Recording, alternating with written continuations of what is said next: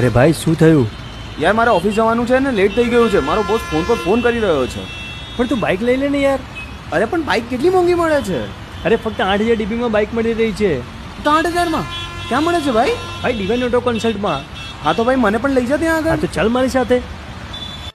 તો તમે પણ બસ અને રિક્ષાના ધક્કા ખાઈને થાકી ગયા છો તો આવી જાઓ ડિવાઇન ઓટોમોબાઈલ્સમાં, જ્યાં મળી રહી છે કોઈ પણ સેકન્ડ હેન્ડ ટુ વ્હીલર ફક્ત 8000 DP ભરીને.